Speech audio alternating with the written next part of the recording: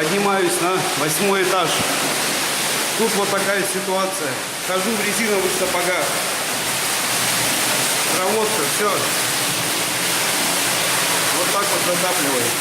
Такого потопа в Ухте не было с 2006 года. Всего за 4 часа небо одарило город 20 миллиметрами осадков. Это треть от месячной нормы. Затопило подъезды, квартиры, улицы, тротуары.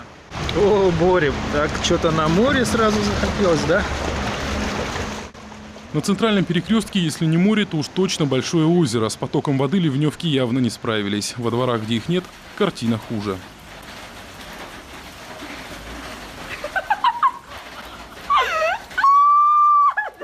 Проспекты Ленина и Космонавтов, улица Оплеснина, Дзержинского, Юбилейная, проезды Дружбы и Строителей. Проехать по затопленным дорогам Ухты подчас можно было только на внедорожниках или автобусах. В низких легковушках вода попадала в генератор, заливала свечи, машины глохли.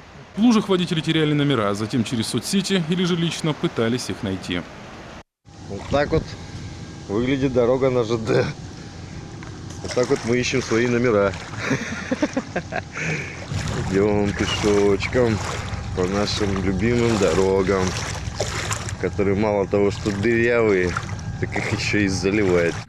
Дорога на железнодорожный вокзал была потоплена несколько дней, ливневок здесь нет, дренажные канавы засыпаны. К вечерним поездам людям не добраться. Осушить эту улицу коммунальным службам удалось лишь накануне. По словам директора водоканала Татьяны Филипповой, несмотря на большое количество осадков и местами подтопленный город, ситуация, в общем-то, не из ряда вон, а вполне обычная для Ухты. Система ливневок уже давно морально устарела. Диаметры трубопроводов, которые проложены по ливневой канализации, они недостаточны для пропуска такого количества воды. Ну и, соответственно, есть зауженные места, где нужно увеличивать диаметры и так далее. Ситуация по городу после прекращения дождя почти сразу нормализуется. То есть, проходит максимум где-то полчаса-час, вода уходит. То есть это говорит о том, что ливневая канализация работает, но для того, чтобы пропустить максимальный приток воды, который возникает при ливне, она недостаточна.